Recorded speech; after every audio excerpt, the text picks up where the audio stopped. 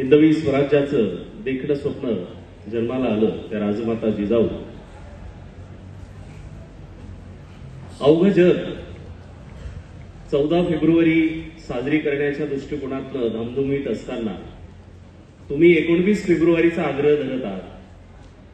19 तारीख निघून गेल्यानंतर 2 मार्चला ती साजरी करत आहात. त्यासाठी सगळ्यात अगोदर तुमचं सगळ्यांचं या सभागृहात जे बसलेले विद्यार्थी मित्र आहेत त्यांचं एकदा अभिनंदन केलं पाहिजे.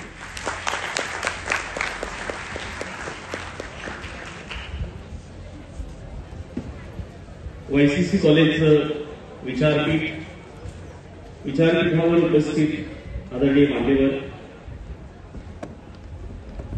आपल्याला इंजिनिअरिंगच्या वेगवेगळ्या क्षेत्रामध्ये चांगलं मार्गदर्शन करून आपापल्या क्षेत्रात उभं करण्यासाठी धडपडणारे प्राध्यापक मित्र आणि या सभागृहामध्ये उपस्थित असलेल्या विद्यार्थी मित्रांना, या सभागृहात एकही असा व्यक्ती नसेल ज्याला छत्रपती शिवाजी महाराजांच्या कथा, त्यांच्या जीवनातल्या प्रेरणादायी कथा माहिती नसतील. पण मी तुमच्या कॅम्पसमध्ये आल्यानंतर जो जोश बघितला, ते गाणं आहे, हम भी है जोश में बातें कर होश में. तर आज जरा होशवर येण्याच्या गोष्टी काही बाबी आपण बघणार आहोत. छत्रपती शिवाजी महाराजांचा इतिहास म्हटलं की आपल्या डोळ्यापुढे चित्र येतं हिंदवी स्वराज्य, रयतेचं राज्य, हिंदू राष्ट्र निर्माते, बहुजन प्रतिपालक, हिंदू मुस्लिम युद्धाचं नेतृत्व करणारा राजा, की रयतेचा राजा, की जनतेचा राजा, की हिंदुस्थानाचा राजा. प्रत्येक प्रतिमा वेगवेगळ्या पद्धतीनं आपापल्या स्वार्थासाठी या देशामध्ये वापरल्या गेल्या. पण शिवचरित्रातलं खरं मर्म काय, खरं शिवचरित्र काय? आज लोकशाही व्यवस्थेमध्ये आपण सगळे वावरत आहोत. तुमच्या कुटुंबामध्ये जर कोणी तुम्हाला म्हटलं की कुटुंबातला मोठा भाऊ करताय म्हणून लाल्याला म्हटलं तू जरा माझ्यासाठी प्रसंग आलाय म्हणून जीव देतो का, देईल का? भाऊ कशाला देईल सर? जे राज्य करतात त्यांच्यासाठी कोणी देऊ शकतं.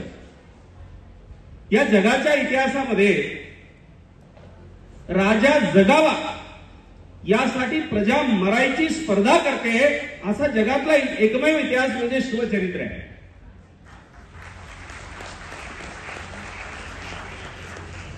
तर मी आज तुम्हाला ते तलवार काढली, तलवार खुपसली, हिंदूंनी मुस्लिमांना मारलं हे नाही सांगणार. मी तुम्हाला खरं शिवचरित्र सांगणार आहे. आता तुम्ही म्हणाल सर ही सुरुवात अशी काय केली तुम्ही? कारण जोपर्यंत खरा इतिहास आपल्याला समजत नाही तोपर्यंत हिंदवी स्वराज्य काय, जनतेचं राज्य काय आणि रयतेचं राज्य काय हे आपल्याला कळणं शक्य नाही. आता आपला दोष नाही. जसं आज कार्यक्रमाला आवाज येतो ना तिकडे, ते मागच्या पोरांना तुम्ही बसून घ्या रे, काही उठून जाणार नाही. आता हे 5 मिनिटात मी सेट करतो यांना, तुम्ही बसा.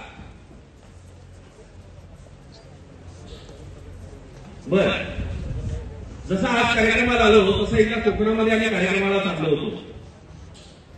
कोकणामध्ये कार्यक्रमाला जात असताना एखाद्या 4 व्हीलरला दुसरी 4 व्हीलर ओव्हरटेक करते ना, तसा एक दुसरा 4 व्हीलर वाला गाडीच्या बाजूला गाडी घेऊन थोडी पुढे नेत होता, मग बरोबरीनं चालवत होता, थोडी मागे आली परत पुढे घेत होता.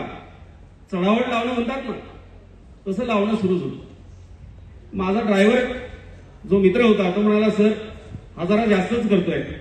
म्हटलं बाबा आपण कोकणात आलोय, हा प्रदेश नवीन आपल्यासाठी, जाऊ दे त्याला पुढे जायचंय तर. आता आमच्यासोबत त्यांनी अनेकदा चढावट लावण्याचा प्रयत्न केला पण आम्ही काही त्याला फार भाव दिला नाही म्हणून तो कंटाळून पुढे निघून गेला. थोडा पुढे गेल्यानंतर त्याला जसं तो करतोय तसंच करणारा एक मित्र भेटला. दोघांची चढावट सुरू झाली, गाड्या जोरात पुढे व्हायला लागल्या. आता कोकण म्हटलं ना वळणाची रस्ती आहे, मध्ये दऱ्या, डोंगर आहे, सह्याद्रीचा वारा आणि वाघांचा प्रदेश आहे तो.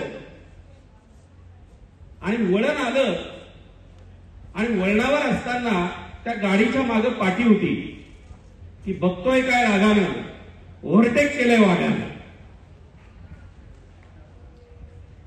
तर ड्रायव्हर म्हणाला, सर हा चालवणाराही बदमाश आहे, ज्याची गाडी आहे तोही बदमाश आहे. म्हटलं जाऊ दे, आपल्याला काय करायचंय.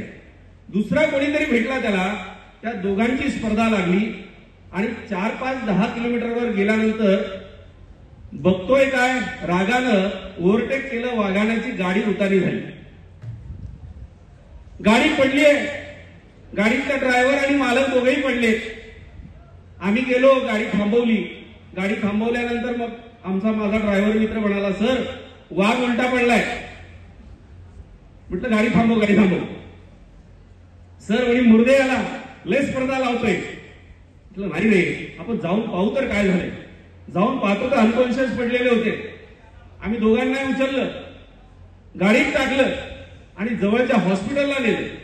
हॉस्पिटलला ऍडमिट केल्यानंतर त्यांनी डोळे उघडल्यावर बघितलं की ज्याच्याची स्पर्धा लावली तोच पुढे उभा आहे, तो दचकला.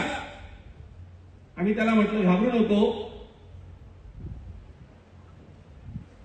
बघतोय काय जोमानं, बघतोय काय रोगानं, ऍडमिट केलंय वाघानं.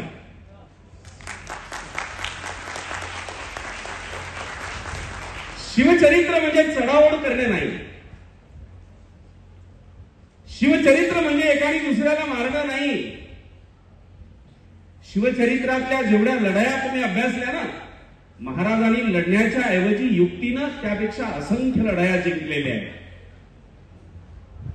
असंच कोणी अफजल खानाचा कोतळा फाडायला सोबत येईल का? असंच कोणी घोडखिंडीमध्ये मरायला तयार होईल का?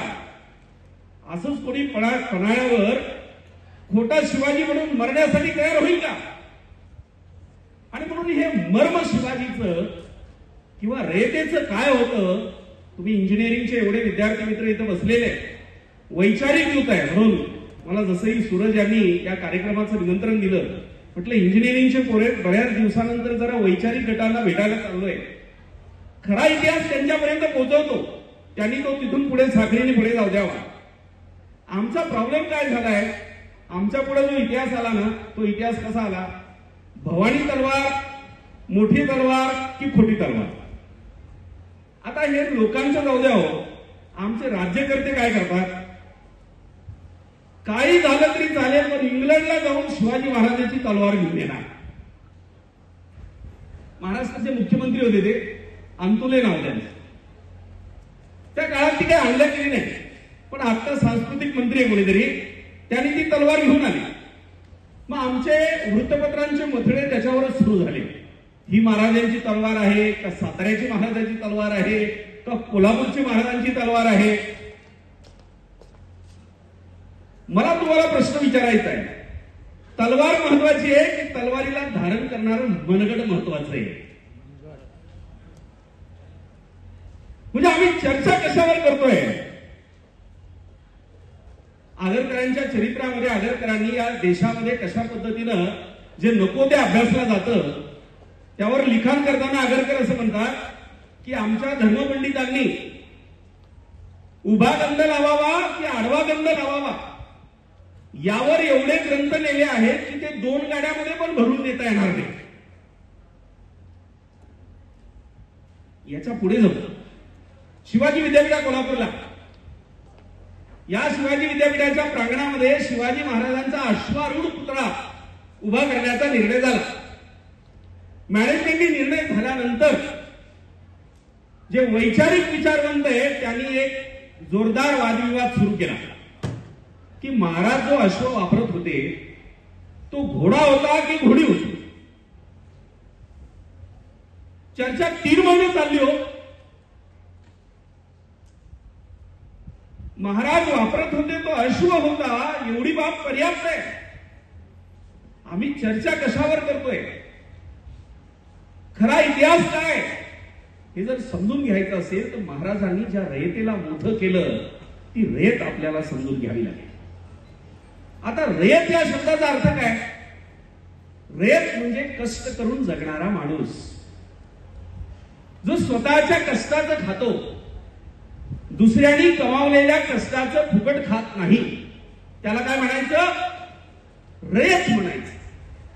या रयतेने उभारलेलं पीक असेल, या रयतेचं कुटुंब असेल, त्याचं रक्षण करणारा आणि जो नेतृत्व करेल, प्रसंगी छातीवर वार घेण्यासाठी तयार असेल, तो राजा म्हणजे रयतेचा राजा. जनतेचा राजा नाही. जनता अनेक आहे ना, अनेक प्रकारची आहे. दुसऱ्याला पैसे देऊन व्याजाच्या पैशावर जगणारी पण आहे. बापाच्या डोक्यात दगड घालून त्याची संपत्ती लाटणारी लेकरं अवलादी पण आहेत ना आजच्या काळात. ते पण जनतेतच येतात. ती जनता नाही. जी कष्ट करून खाईल त्यालाच रयत असं म्हणायचं.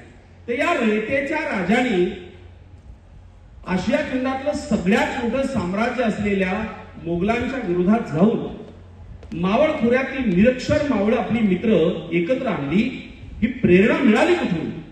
ही प्रेरणा मिळाली राजमाता जिजाऊंपासून. जिजाऊंनी हेरलं.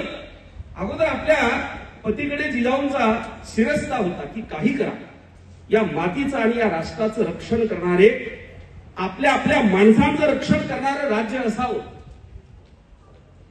परंतु आपल्याला माहिती आहे, शिवाजी महाराजांचे वडील आदिलशहाकडे चाकरीला होते. आता तोही प्रश्न आहे, मुसलमानाकडे चाकरीला होते का हिंदूकडे चाकरीला होते.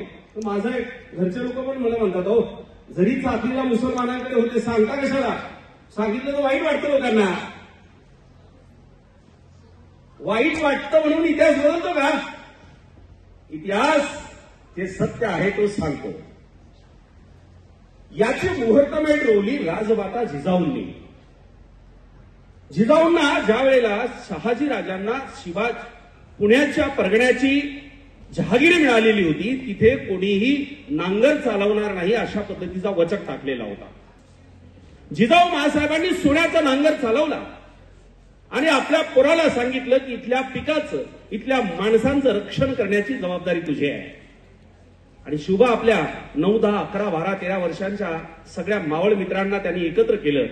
त्या सगळ्यांना सांगितलं, कारण तेव्हाची परिस्थिती असायची, मोगलांकडनं जर आक्रमण मध्य भारतात आलं किंवा दक्षिण भारतातही जायचं असलं तर जो मधला प्रदेश आहे, मैदानी प्रदेश, बीड, औरंगाबाद, जालना या भागात छावण्या पडायच्या. छावण्या पडल्या 200-200, 300-300 एकरामध्ये छावणी पडायची. घोड्यांना, हत्तींना खायला वैरण लागायचं, माणसांना खायला अन्नधान्य लागायचं. हे सगळं आजूबाजूच्या प्रदेशातनं लुटलं जायचं.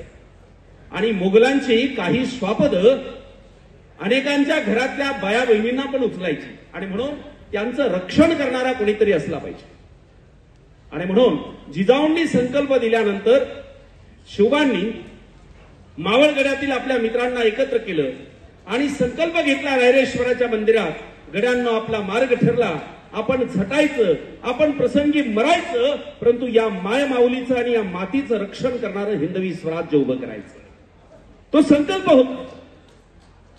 या संकल्पाच्या निष्ठेने स्वराज्य उभं राहील. Should I continue? ज्यांना जायचं त्यांना जाऊ द्या. ज्यांच्या हृदयात, ज्यांना गर्दी करायची आहे ते बाहेर जमतील. जे दर्दी आहेत ते इथे राहतील.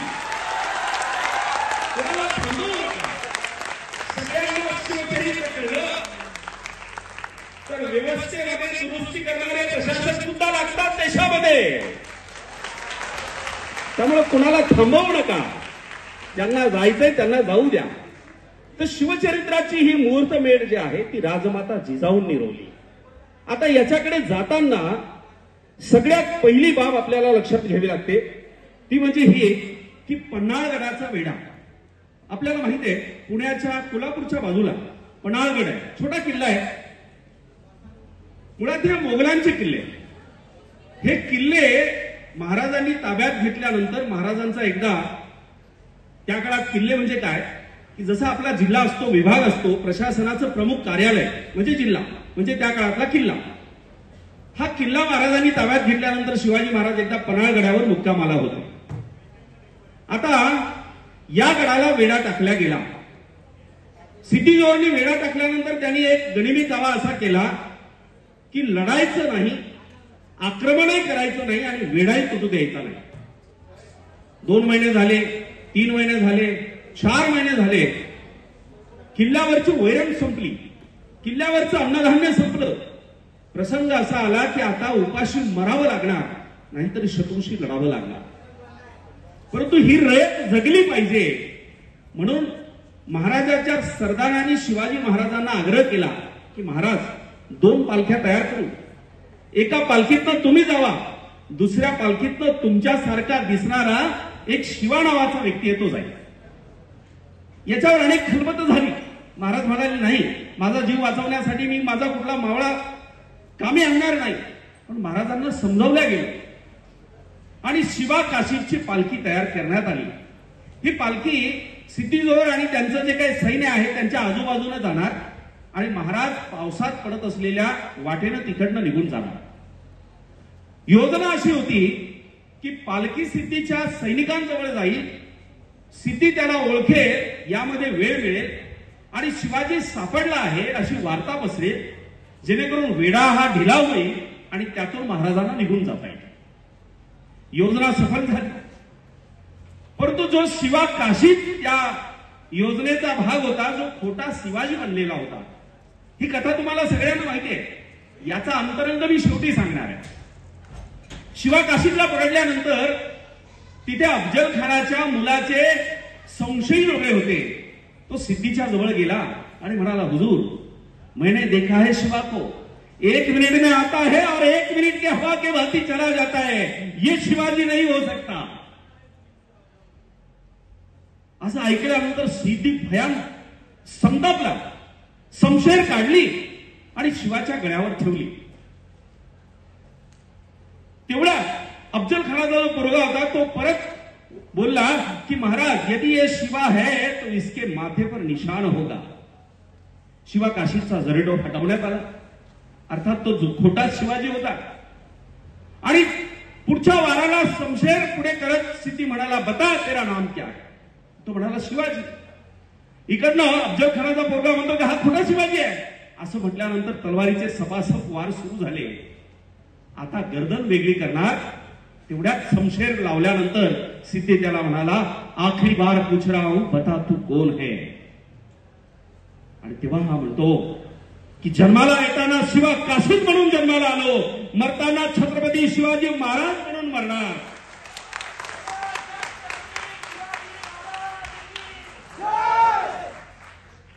ही कथा तुम्हाला माहिती आहे, सगळ्यांना माहिती आहे ना. शिवचरित्रातलं मर्म याच्यामध्ये आहे की शिवा काशी कशासाठी खोटा शिवाजी बनला. कोणी सांगू शकाल? त्याला इनाम मिळणार होतं, पैसा मिळणार होता. तुमच्यापैकी कोणाला म्हटलं की बाबा तुला 2 कोटी देतो तुझ्या वारसांना, जा तू मर.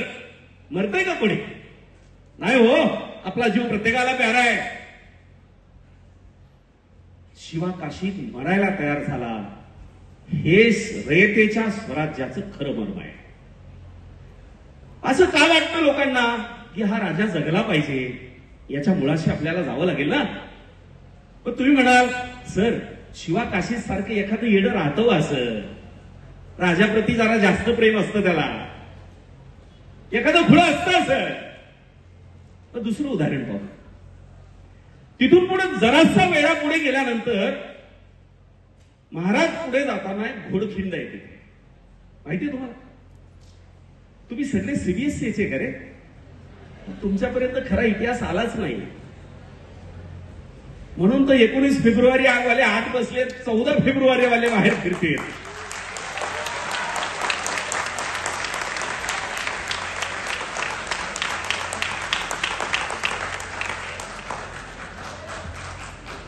पावनखिंड नाव आहे त्याचं. ही पावनखिंड ज्याच्यामुळे पावनखिंड झाली तो आहे बाजीप्रभू देशपांडे.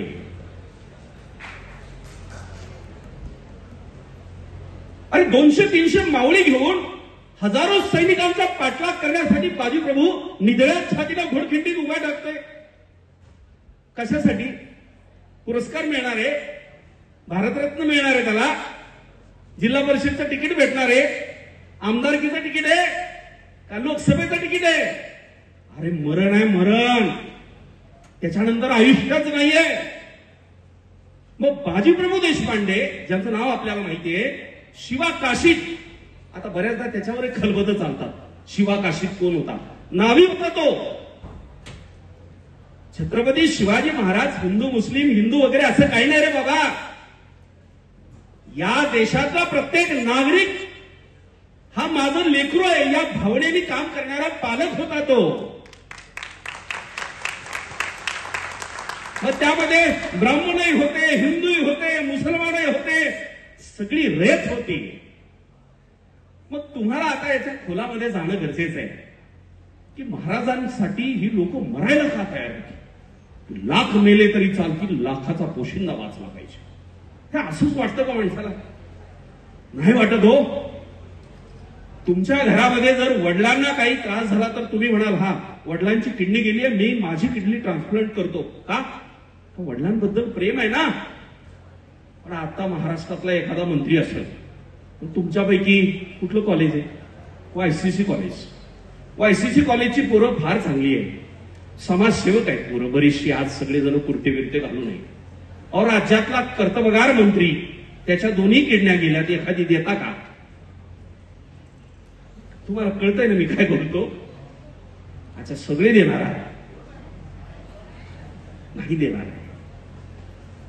शरीराचा एक ऑर्गन द्यायला तयार नाही आपण. आणि अख्खं आयुष्य मरण्यासाठी तयार होणारी माणसं कशी, याचं मर्म आहे. ज्या वेळेला पुणे परगणा महाराजांच्या आणि जिजाऊंच्या ताब्यात आला, त्या काळात फक्त काही शिवाजी महाराजच जहागीरदार होते असं नाही. छोटी जहागिरी होती पुण्याची, अत्यंत छोटी. आजूबाजूला सगळी जहागिरी होती. महाराजांनी सगळ्यात पहिलं काम केलं, जमिनी मोजल्या. तुम्ही म्हणाल जमिनी मोजल्या काय सांगून राहिले? तुम्ही जरा सुरुवात चांगली करायची होती हो.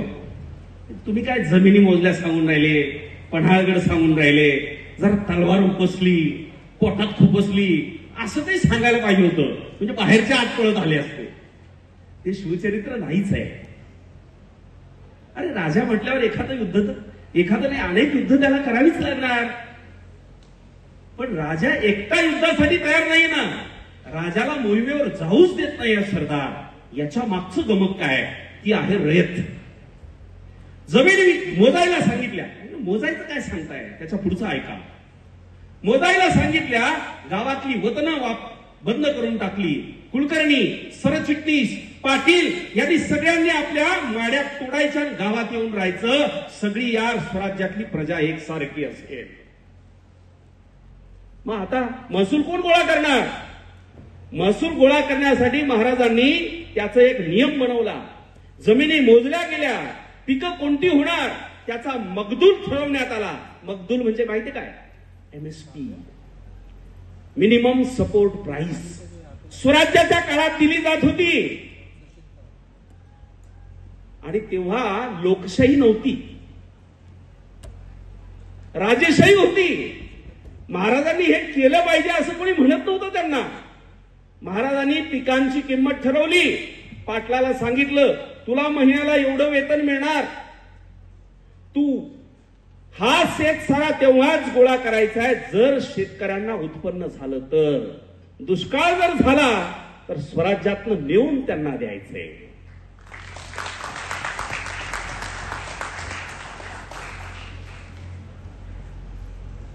पिकं उभी राहिल्यानंतर महाराज स्वारीवर जात असलेल्या सैनिकांना एक खलिता देतात.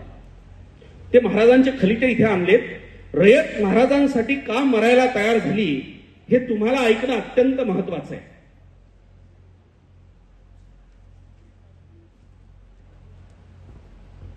उभ्या पिकातून घोडदळ जाता कामा नये. महाराजांची पत्र वाचा. ऍक्च्युअल शिवाजी महाराज काय आहेत ते तुम्हाला कळतील. छातीपर्यंत लेकरापर्यंत वाढवण्याला पिकाचं नुकसान झालं तर रयतेच्या दुःखाला पारावार राहणार नाही. छातीपर्यंत आलेल्या पिकातून घोडदळ नेऊ नका, काठाने न्या, असा आदेश जो आपल्या सैनिकांना देतोय. आपली पिकं वाचली पाहिजे, आपले जीव वाचले पाहिजेत असा राजा आपल्यासाठी आलाय, ती प्रजा हा राजा जगला पाहिजे यासाठी प्रार्थना करते. प्रसंगी आम्ही मेलो तरी चालेल, परंतु हा राजा वाचला पाहिजे. बरं, मृत्यूच्या स्पर्धेतलं एक उदाहरण राहिलं, आग्र्यावरून सुटका. तुम्ही वाचलं असेल ना. आग्र्यावरून सुटका झाली, कशी झाली तुम्हाला सगळ्यांना माहितीये. महाराजांना मिर्झा राजे जयसिंगांच्या माध्यमातून बोलवणं झालं होतं वाढदिवसाचं. बोलवणं झाल्यानंतर तिथे महाराजांना नजरकैद करण्यात आलं.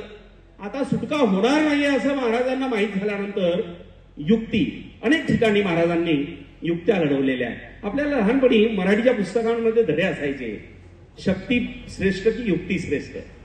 आणि त्याच्यामध्ये अनेक छोट्या छोट्या कथा असायच्या आणि त्या कथातून हे सिद्ध केलं जायचं की शक्तीपेक्षा युक्ती श्रेष्ठ. महाराजांना आजार आहे, आता ते जाणारच आहे अशी वार्ता, रुमर्स म्हणतात त्याला, ते पसरवण्यात आलं. आणि हे पसरवल्यानंतर महाराजांचं आरोग्य चांगलं व्हावं यासाठी मिठाई बाहेरून पाठवली जायची. तिकडनं महाराजांचे जे कोण आप्तसुखी असतील ते सगळे पाठवायचे.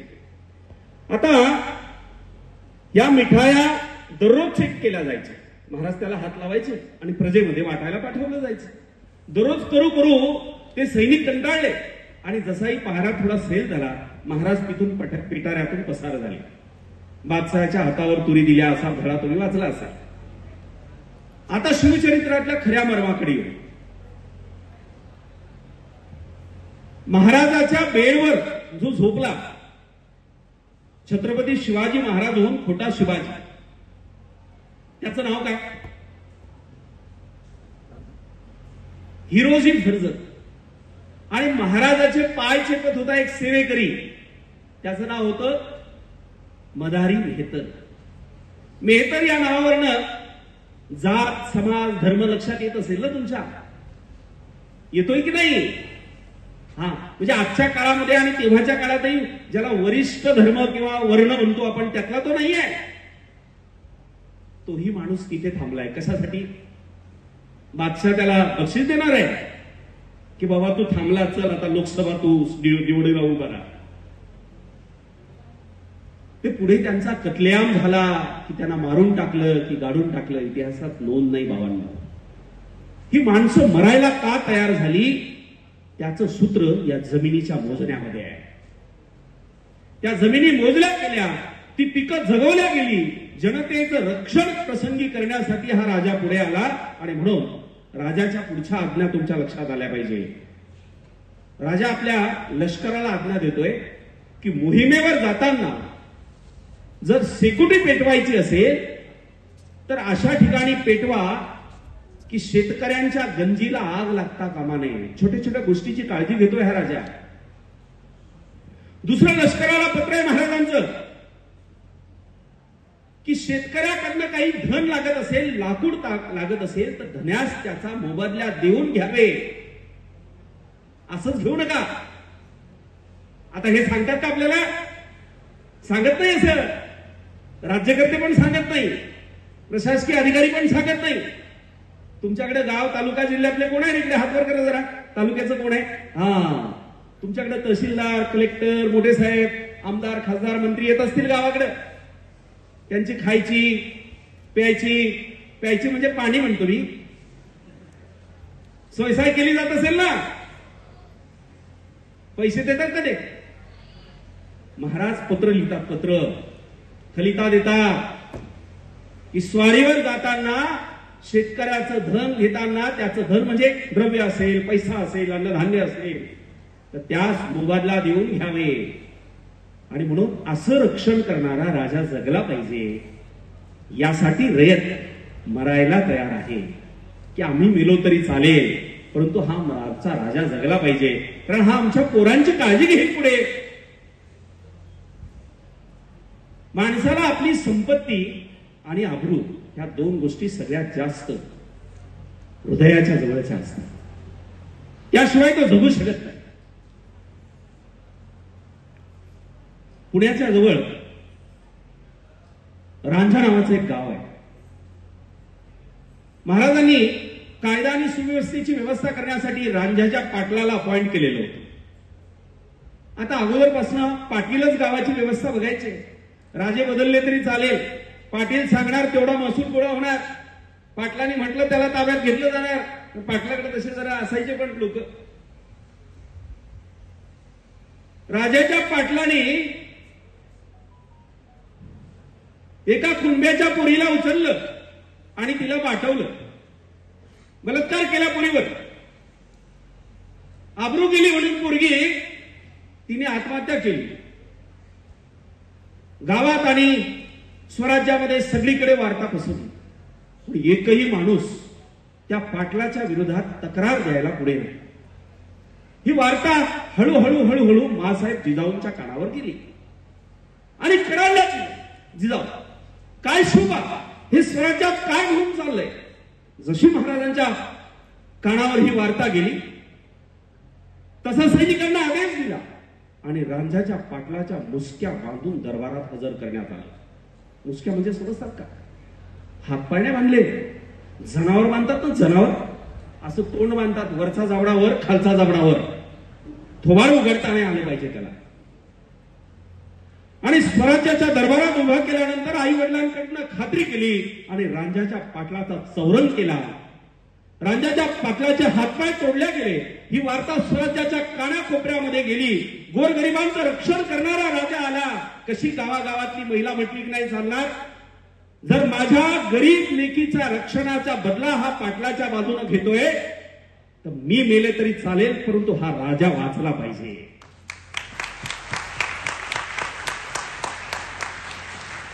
आजपर्यंत गोरगरिबांच्या पोरी उचलल्या जायच्या, भोगल्या जायच्या, कापून दर्यात फेकल्या जायच्या. कोणी विचारत नव्हतं, कारण राजाला काही घेणं देणंच नव्हतं. पाटीलच सगळं गावचं बघायचं ना. तुम्ही म्हणाल सर एकच गोष्ट सांगितली, ही खरी असन का खोटी असन कोणाला माहितीये. दुसरं उदाहरण घेतली म्हणजे काय, खरं काय आहे खोटं काय आहे जरा स्पष्ट होतं. बेलवाडीचा एक किल्ला होता. महाराजांनी जे काही मराठा सरदार आहे ना, ह्या सगळ्यांना पत्र लिहिली की हे काही माझं राज्य नाही. महाराजांची 300 पार किल्ले आहेत. हो, एकाही किल्ल्याला स्वतःचं नाव नाही. स्वतःच्या पूर्वजांचे पुतळे उभारले नाही महाराजांनी. जी काय नावं दिली ती निसर्गाची दिली आणि सगळं वाहण्यासाठी स्वराज्यामध्ये लोकांच्या हाती दिलं. बरं, तुम्हाला हिरकणीची कथा माहिती असेल. गडाचे दरवाजे एकदा बंद झाले की आत कोणाला एंट्री नव्हती. एक प्रसंग आहे की महाराजांनी सांगितलेलं होतं की किल्ल्याच्या म्हणजे रात्री पिकातनं कुणी घोडा घेऊन जाणार नाही. त्याचं एक सुंदर वाक्य आहे, मी ते घेतो आणि मग इकडे अब्रूचा जो काय मुद्दा आहे त्याकडे येतोय. शेतकऱ्याचा एक पोरगा असतो 10-12 वर्षाचा. त्याच्या हातात चाबूक असतो. आता हा पोरगा दिसल्यानंतर एक घोडेस्वार त्या पोराच्या दिशेने निघतो. आता त्या पोराला भेटता यावं, बोलता यावं म्हणून पिकातनं घोडे टाकले जातात. तेवढ्या सरशी 10-12 वर्षाचा हा पोरगा पुढे येतो, कारकन चाबूक कडकडतो. आणि तिथे एका कवीने त्याचं सुंदर वर्णन केलंय. खबरदार जर टाच मारवणी जात पुढे, चिंधड्या उडवीन राही राही एवढ्या. 10 वर्षाचं पोरग, हातात चाबूक, घोडेस्वार शस्त्रसज्ज घोडेस्वाराला आव्हान देतोय. स्वारी मान हे सगळं बघून हसतात आणि दस्तूर खुद्द समोर कोण असतात माहितीये? छत्रपती शिवाजी महाराज असतात. त्याचा गौरव केला जातो की माझ्या स्वराज्यातलं लेकरू एवढ्या धाडसानं घोडेस्वाराच्या पुढे उभं राहते. आणि म्हणून प्रत्येक ठिकाणी कायदा करून चालत नाही, त्याचा अंमल होतोय का हे सुद्धा छत्रपती शिवाजी महाराज पिकात जाऊन बघायचे. आता आपण आबरूचं रक्षण करणारा राजा आला म्हणून तो जगला पाहिजे या मुद्द्यावर होतो. तुम्ही म्हणाल सर रांझाच्या पाटलाचं माहिती आहे आम्हाला, आणखी एखादं सांगा. बेलवाडीची सावित्रीबाई देसाई, महाराजांनी पत्र पाठवलं की स्वराज्याचं काम चालू आहे, आपण आपला किल्ला ठेवावा, महसूल आपला आपण गोळा करावा, पण स्वराज्याच्या विरोधात मनसुबे करू नये. सावित्रीबाई ऐकायला तयार नव्हत्या. महाराजांनी आपले सरदार पाठवले, समज देण्यास सांगितली, परंतु युद्ध झालं. 27 दिवस युद्ध चाललं. 27 दिवस सावित्रीबाईंनी त्या सरदाराच्या विरोधात युद्ध केलं. अखेर 27व्या दिवशी सावित्रीबाईंनी माघार घेतली, त्या हरल्या. हरल्यानंतर या सरदारांनी आणि यांच्या काही सैनिकांनी सावित्रीबाई आणि त्यांच्या महालातल्या काही महिलांवर अत्याचार केले. ही बातमी महाराजांच्या कानी आल्याबरोबर महाराजांनी सरदाराला स्वराज्याच्या दरबारात उभं केलं, त्याचे डोळे फोडले आणि त्याला आयुष्यभर सावित्रीबाई देसाईच्या किल्ल्यामध्ये कैदखान्यामध्ये टाकलं. स्वतःच्या सरदाराला, स्त्रियांच्या अब्रूचं रक्षण करणारा हा राजा जगला पाहिजे असं सावित्रीबाई 27 दिवस स्वराज्याच्या विरोधात युद्ध लढून सुद्धा त्यांना वाटत. हे स्वराज्यातलं खरं मर्म आहे.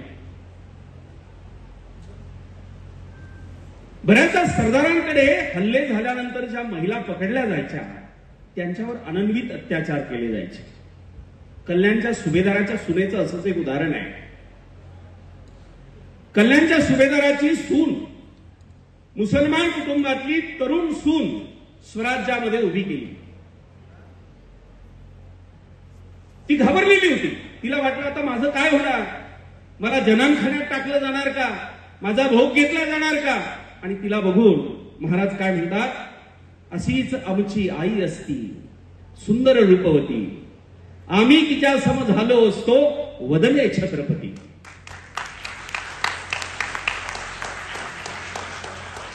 दुसऱ्याच्या आई बहिणीकडे स्वतःच्या आईला बघून, दुसऱ्याच्या आई बहिणीचं सौंदर्य बघून स्वतःच्या आईची आठवण येणारा हा माणूस कसा अद्वितीय आहे, कसा योगी आहे, कसा श्रीमंत आहे, कसा श्रीमंत योगी आहे, याचं मर्म आपल्याला इथे कळतंय. आणि म्हणून स्वराज्याच्या मायलेकीच्या अब्रूचं रक्षण करणारा राजा जगला पाहिजे, यासाठी प्रजा, शिवाजी जगला पाहिजे यासाठी मरण्यासाठी स्पर्धा करत होती. महाराजांवर पुढच्या काळामध्ये छोटासा 2 मुद्दे घेतोय. धर्मावरून सुद्धा महाराजांवर अनेक आक्षेप घेतले जातात. यामध्ये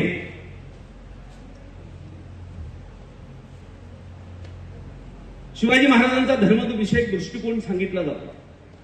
महात्मा फुलेंपासून अनेकांचं लेखन त्यावर झालंय, अनेक साहित्य झालेत, काव्य झालेत, चित्रपट झालेत. पण शिवछत्रपतींचं व्यक्तिमत्व अजूनही पूर्णपणे पुढे स्पष्ट होऊ शकलं नाही. महाराजांना विशिष्ट धर्माचा द्वेष्टा होता किंवा या धर्माचा पुरस्कर्ता होता असंही दाखवलं जातं. स्वराज्याचं खरं मर्म हे नाही.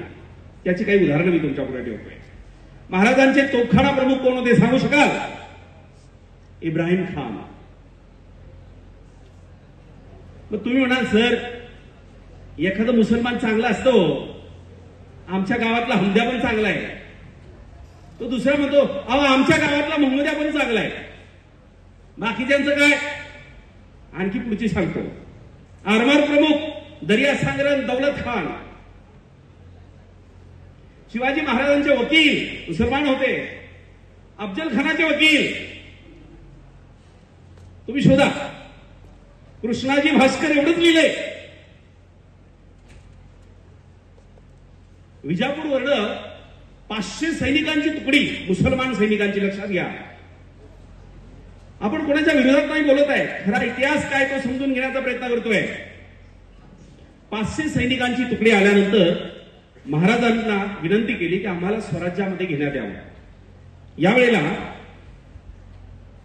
महाराजांच्या सैन्यामध्ये एक सरदार होते, त्यांचं नाव होतं उमाजी नाईक पानसंबळ.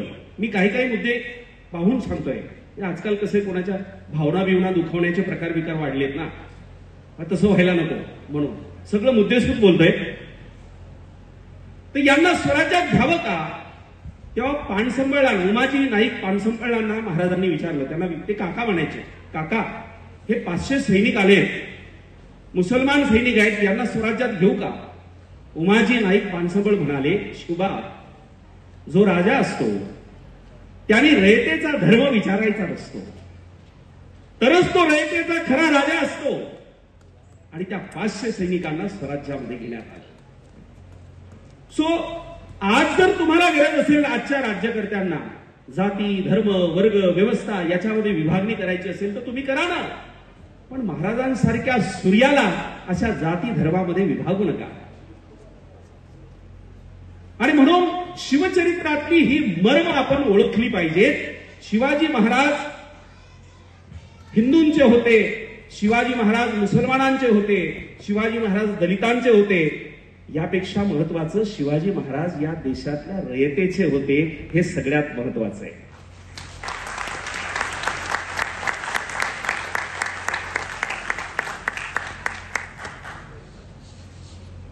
या देशातली रयत जगली पाहिजे. त्याच्या अन्नधान्याचं नुकसान नाही झालं पाहिजे. त्याच्यावर दुष्काळ जर पडला तर दुष्काळात त्याच्याकडून शेतसारा वसूल नाही केला पाहिजे. एकदा स्वराज्यात 3 वर्षाचा सतत दुष्काळ होता. काय केलं महाराजांनी माहितीये? घरातली जेवढी दौलत होती ती सगळी विकून टाकली. काही राहिलं नाही शिल्लक. दागदागिने सगळे सावकाराला विकले. पैसा गोळा केला. जोपर्यंत प्रजा जेवणार नाही तोपर्यंत मी जेवणार नाही. आणि एक वेळ तर अशी प्रसंग आला की स्वराज्यात काही शिल्लकच राहिलं नाही. महाराजांनी सेनापतीला बोलवलं. सावकारांच्या याद्या तयार करा. आपण त्या सावकारांकडे जाऊ, हात पसरू आणि रयतेसाठी पैसा उभा करू. गेले महाराज. अनेकांनी पैसा दिला, मदत दिली. एक सावकार त्यातलं हुशार होतो. ते म्हणे, महाराज तुम्ही स्वराज्याचे राजे म्हणून आलात की कर्जदार म्हणून आला? तुम्ही माझ्याकडनं पैसे मागत आहात. तेव्हा राजा म्हणाला, मी राजा म्हणून नाही आलो, मी तर रयतेचा एक सेवकच आहे. मी कर्जदार म्हणूनच आलोय.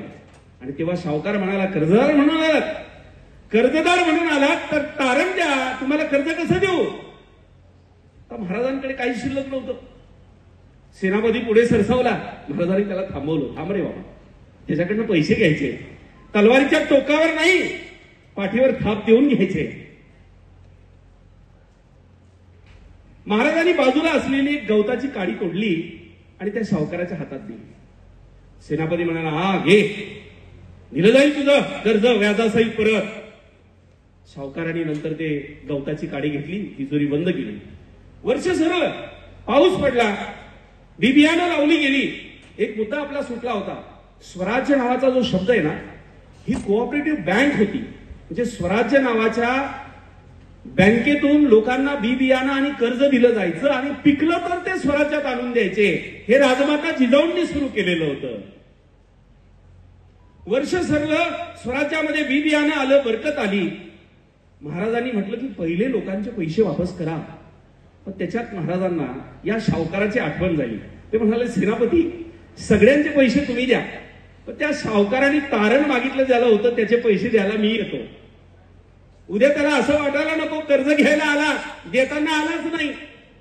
महाराज तिथे गेले, त्यांनी कर्ज घेतलं, पैसे घेतले, व्याज घेतलं, सगळं घेतलं, तिजोरी बंद केली, महाराजांना मुजरा केला आणि सगळं झाल्यासारखा उभा राहिला.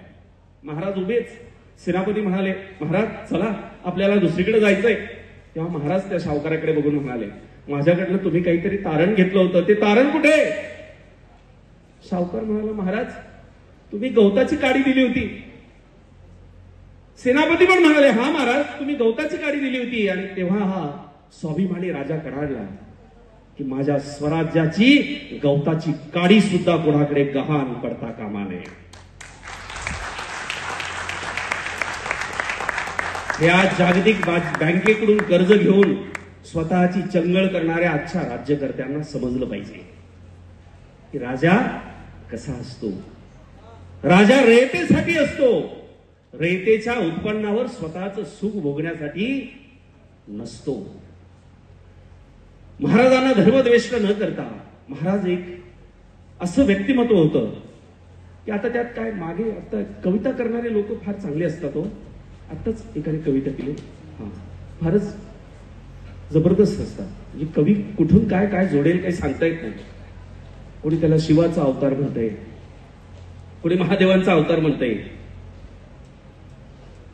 आता याने प्रॉब्लेम काय होतो माहिती का मित्रांनो? शिवाचा भगवंताचा अवतार म्हटला ना की माणूस कष्ट करण्यापासून दूर होतो. अरे कुठं शिवाजी महाराज, कुठं आपण तर म्हणणार रे बाबा शिवाजी महाराजांसारखं कर्तृत्वानं जगायचं. कुठे महाराज, ते तर देवाचा अवतार होते. मग आम्ही काय करणार? शिवाजी महाराज की जय. शिवाजी महाराज की जय म्हणतो. काय माहितीये तुम्हाला शिवाजी महाराज होतं? शिवाजी महाराज खूप मोठे होते. अच्छा, खूप मोठे होते. काय त्यांचं काही कार्यवीर्य सांग. शिवाजी महाराजांचं कार्य फार मोठं आहे. अरे मोठं आहे म्हणजे काय मोठं आहे हे मर्म आपल्याला कळलं पाहिजे. आणि मग शिवाजी महाराज म्हणजेच की जे असं काही नाही, ज्यांनी स्वराज्य आणि रयतेसाठी काम केलं. घरी पैसा नव्हता, दुसऱ्यांनी शिष्यवृत्ती दिली. 8 वर्षाचा शिक्षणाचा कोर्स 2 वर्षात कंप्लीट केला. The national dividend of India a historical and analytical study म्हणणाऱ्या त्या विद्यार्थ्याबद्दल वामनदादा कर्डक म्हणतात, वो आदमी नहीं जरूर कोई अवलिया था, माथे पे उसके ज्ञान का निशान था, झोली फटी रही जिंदगी भर उसकी पथदलितों को उठाने के लिए, लेकिन उस झोली में विश्व का सर्वश्रेष्ठ भारत का संविधान था. तुम्ही शिवछत्रपती की पण जय म्हणा, तुम्ही डॉक्टर बाबासाहेब आंबेडकर की जय म्हणा, तुम्ही महात्मा फुले की जय म्हणा, तुम्ही सावित्री माई की जय म्हणा. कारण या लोकांनी संपत्ती गोळा नाही केली, गोरगरिबांची संतती मोठी झाली पाहिजे यासाठी आयुष्य समर्पित केलं. हे शिवचरित्र आहे. गोरगरिबांची लेकरं पुढे गेली पाहिजे, हे शिवचरित्र आहे. 2-3 दिवस गायब राहून, रात्री गायब होऊन, सकाळी 5 वाजता उठून शपथ घेणं हे शिवचरित्र नाहीये.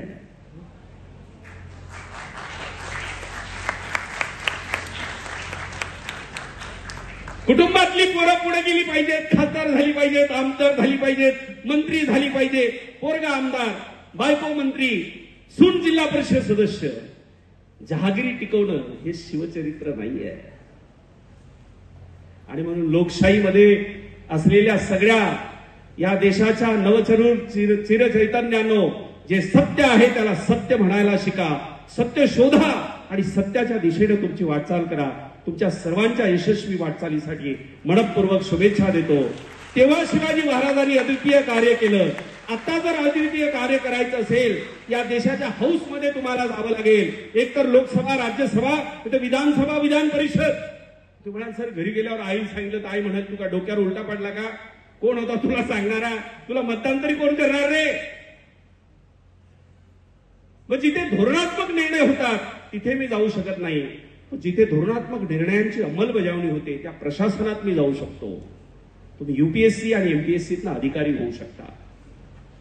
इंजिनिअरिंग करत आहात, इकडे कॅम्पसला जाईल, तिकडे कॅम्पसला जाईल, 2, 4, 5 वर्ष जॉब करा. त्यानंतर उद्योजक बना आणि आपल्या गावातल्या, आपल्या भागातल्या पोरांना रोजगार उभा करून द्या. एंटरप्रिनरशिप सुरू करा. असं काही कार्य कर्तृत्व तुमच्या हातून व्हावं म्हणजे 29 फेब्रुवारीची शिवजयंती डोक्यावर मिरवून नाही, डोक्यात शिरवून साजरी झाली असं म्हणता येईल.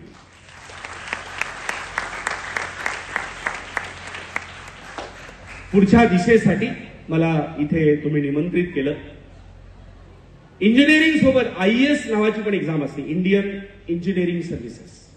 महाराष्ट्रात वर्ग 1, वर्ग 2 चे पद MES, महाराष्ट्र इंजिनिअरिंग सर्व्हिसेस, टेक्निकलची पदं. आणि डायरेक्ट सर्व्हिसेस तुम्हाला IAS, IPS मध्ये जायचं असेल तर UPSC. मोबाईल आहे तुमच्याकडे, काढा मोबाईल पटकन. मोबाईल आहेत.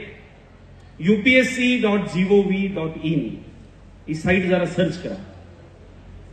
दुसरं mpsc.gov.in ही साईट पण सर्च करा. तिसरं हाऊ टू प्रिपेअर यासाठी आकार फाउंडेशन.org ही एक साईट आहे. हे एक सिलेक्टेड अधिकाऱ्यांचं NGO आहे. तिथे तुम्हाला ते कोर्सेस सगळे मिळतील. आणि याची प्रिपरेशन कशी करायची यासाठी युट्यूबला आकार फाउंडेशन नावाचं एक चॅनल आहे, AAKAR फाउंडेशन. तिथे तुम्हाला UPSC, IAS, MPSC याची पण माहिती मिळेल. सो तुम्ही आता या वयामध्ये ते सगळं शोधायचंय आणि ते सगळं करायचंय. किती वाजले? ओके. आता या सगळ्यांमधून भरकटणार, आता मला तुम्ही थांबवलं ना 1 तास, माझं नाव वाघ आहे, त्यामुळे मी सूद समेत वसूल करत आहे. आता राहिलेले 2 मिनिटं ह्या सगळ्यांवरून भटकवणारं एकच काम आहे तुमच्या भोवती, ज्यापासून तुम्हाला सावध राहायचं. तेवढं सांगतो आणि इथे थांबतो. माझं नाव राम वाघ आहे. माझं लग्न झालेलं आहे, मला एक बायको आहे आणि 2 पोरं आहेत. आता मागच्यांना कळायला लागलं बघा. म्हणजे आता 1 तासापासून शिवचरित्र सांगत होतो, एकाने टाळ्या वाजवल्या नाही. अच्छा, समजलं. मी असं अगोदर सर्व्हिसमध्ये होतो, सॅटर्डे संडे सुट्टी असायची, कुठे जाणं व्हायचं नाही, अशा कार्यक्रमाला बोलवलं जायचं. आम्ही नवीन नवीन इथे आलो होतो. माझी बायको म्हणाली, अहो हे पोरं किती दिवसाचे म्हणतात, बागेत चला फिरायला चला, एकदा तर वेळ काढा. मी म्हटलं या संडेचा कार्यक्रम जास्त महत्वाचा आहे, पुढच्या संडेला जाऊ. ठीक आहे. पुढच्या संडेला वेळ आली, परत एक कार्यक्रम आला. असं करता करता 2 महिने निघून गेले. एक दिवस संडेला आमच्या घरी सकाळी धनाधन भांडे इकडचे तिकडे फेकणं चालू होते. मी आपली तयारी केली आणि कार्यक्रमाला निघायचं होतं. म्हटलं चुपचाप चाबी घेतो आणि निघतो. पाहतो तर चाबी लपून ठेवली होती पोराने. म्हटलं काय झालं, एवढे भांडे, एवढेच कार्यक्रम करायचे होते लोकांचे, तर लग्नाचा कार्यक्रम कशाला केला? तो नव्हता करायला पाहिजे ना. हे 2 कार्टे माझ्या मागे लागतात, मला इथलं काही माहिती नाही. मग मी माझ्या त्या कोऑर्डिनेटरला फोन केला. तू म्हणाल सर शिवचरित्र हे काय सुरू केलं? हे बरोबर सुरू केलंय, हेच महत्वाचं आहे. कन्क्लूड करण्यासाठी हे शेवटचा डोस आहे हा. मी त्या संयोजकाला कॉल केला. म्हटलं बाबा माझी तब्येत खराब नाही आहे, आलो तर जास्त खराब होऊ शकते, दानापाणी बंद होऊ शकते मा. तो म्हणे सर कार्यक्रम पोरं आहेत. म्हटलं मी माझा एखादा मित्र पाठवतो. त्याला पाठवलं, त्याचा कार्यक्रम पार पडला. आम्ही महाराज बागेत गेलो. महाराज बाग हा. बऱ्याच दिवसानंतर आम्ही पण भेटलो होतो एकमेकांना, नवरा बायको असून बऱ्याच दिवसानंतर आमची भेट झाली होती. पोरं खुश होते, खेळत होते. ओरिजिनल वाघ पाहिला त्यांनी तिथं 4 पायाचा. म्हटलं पाहून घे, हे खरं आहे. अर्धा 1 तास खेळल्यानंतर पोरग असं दचकून उभं राहिलं. पहा, माझी बायको मला म्हणते, अहो हे उभं राहिलं म्हणे, खेळत होतं चांगलं, काय झालं पहा बरं. मी त्याच्याकडे गेलो. म्हटलं काय झालं? पप्पा म्हणे ते झाडाखाली तो भैया आणि दीदी बसली, ते का करून राहिले म्हणे.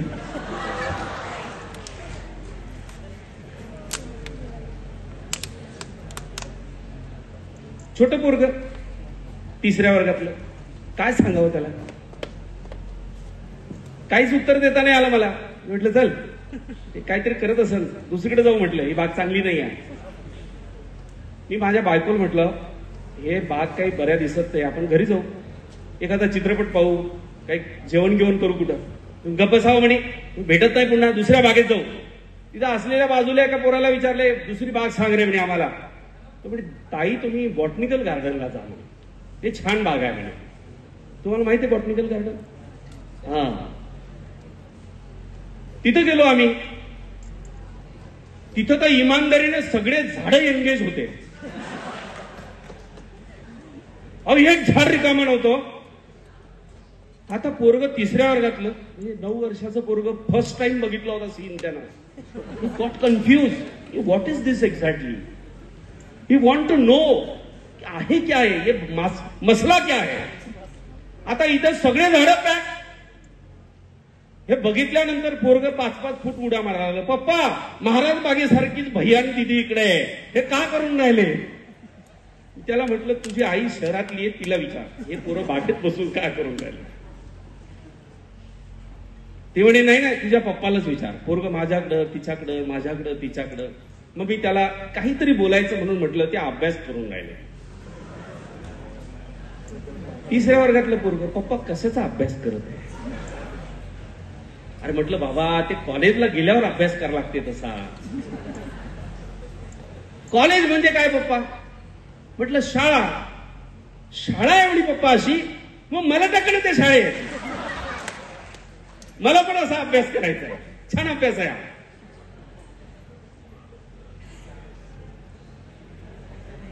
पोरग काय ऐकत नव्हतं. मी हिला म्हटलं चल यांना घरी घेऊ. नाही नाही मी येतच नाही म्हणे घरी. पहिले तो भैया दिदी काय करून राहिली ते सांगा. मग म्हटलं आता एक काम कर, तू भैया किंवा दिदी एक निवड त्याच्याकडे जाऊन त्यांनाच विचार तू काय करून राहिला. आता ह्यांनी ताई निवडली आणि तिच्याकडे गेला, विचारलं ताई तू काय करून राहिली. ताईला शॉक लागला 120चा, अशी उडाली आणि पळाली ताई. ताई तिकडून पोरग माझ्याकडे पळालं. पुढचा प्रश्न पोरगा, पप्पा ताई का पळाली ते सांगा. ताई का पळाली, ताईला एवढा वेळ कसा मिळतो. तासन तास बागेत का करत असन, बागेत बसून बजेटवर चर्चा करत असत. आता महाराष्ट्राचं बजेट सकाळी 5 वाजता उठून ज्यांनी शपथ घेतली त्यांनी हजर केले, त्याच्यावर चर्चा करत असत. केंद्रीय बजेटवर चर्चा करत असेल सर. इन्फ्लेशन काय आहे, फायनान्शियल इन्फ्लेशनवर चर्चा करत असत. कशाला बसतात, का बसतात काय माहिती नाही. पेपरवर बातम्या येतात नंतर, असं झालं तसं झालं, हे झालं ते झालं, मग समाज हळहळतो. आणि म्हणून शिवचरित्र याची आठवण करावी लागते की 13-14 वर्षाचा पोरगा मावळ मित्रांना एकत्र घेतो. गड्यांना आपण जगायचं, मरायचं, प्रसंगी मरायचं, पण या मातीचं माणसाचं रक्षण करणारं हिंदवी स्वराज्य उभं करायचं. हे ऐकायचं की बागेत जाऊन बसायचं, पर्याय तुमचा आहे. म्हणून 39 वर्षाचा विवेकानंद आम्हाला आठवतो की जोपर्यंत शेवटच्या पंक्तीतला माणूस सुखी होत नाही, त्याच्या पोटाला पोटभर अन्न मिळत नाही, तोपर्यंत आपल्याला स्वतःला विकसित म्हणून घेण्याचा अधिकार नाही. असं म्हणणारे विवेकानंद, जब तक सफल न हो चैन की नींद जागो तुम, यूं ही संघर्षों का मैदान छोड़कर मत भागो तुम, कुछ किए बिना किसी की जय जयकार नहीं होती. तो कोशिश करायची कोणती आहे, आपण प्रॉब्लेम, तोही ऑप्शन कळला पाहिजे. सो शिवचरित्र ज्यांची प्रेरणा होती त्या एका युवकांचा प्रसंग सांगतो आणि इथे तुमची रजा घेतो. शेवटचा प्रसंग आहे. 21 वर्षाचा तरुण जेलमध्ये आहे. स्क्वॉडची हत्या केली आहे कारण त्यांनी लाला लजपत रायांवर लाठीचार्ज केला होता. ते चरित्र वाचत असताना 2 दिवस आधी आई भेटायला येते. आई म्हणते तो ईश्वराला मानत नसतो. आई म्हणते अब तो रब का शुक्र कर. तेव्हा तो म्हणतो रब का शुक्र है ना माँ, आरजू भी है, आरजू बस यही है कोई रख दे खाके वतन मेरे कफन में. या राष्ट्राची मुठभर माती फक्त माझ्या कफनात असते. फाशीचा 1 दिवस अगोदर घेतला जातो आणि सकाळी 4 वाजता जो जेलर असतो ना तो बघायला येतो. याला सांगितलेलं असतं की तुला फाशी दिली जाणार आहे. आणि हा पोरगा कसरत करत असतो. तो जेलर त्याला चक्कर यायची वेळ येते. अरे बाबा तुला आता 2 तासांना फाशी देणार आहे आणि तू इकडे कसरत करतोय, व्यायाम करतोय. आणि तो 21 वर्षाचा तरुण म्हणतो कि मां भारती से मिलने जा रहा और हमारे धर्म का संस्कार है कि हमारे देवी देवताओं के सामने मुरझाए हुए फूल नहीं बहाते, इसलिए खुद को ताजा तवाना कर रहा हूं. तो भगत सिंह को लेके जाओ और कुछ करो. बस इंजीनियर की डिग्री मत लेना, कुछ बनना, अच्छे ऑफिसर बनना, उद्योजक बनना. यासाठी शिवजयंतीचा आग्रह ज्यांनी आयोजित केली त्यांचे मनपूर्वक आभार. इथून पुढे शिवचरित्र, इथून पुढे मी सर्वप्रथम भारतीय आहे व अखेरताही भारतीय आहे हे जर तुमच्या लक्षात आलं तर वंदनीय शिवछत्रपतींच्या विचारांची सेवा मला करता आली याचं समाधान आयुष्यभर राहील. तुम्ही मला जॉईन केलं त्याबद्दल मनपूर्वक धन्यवाद.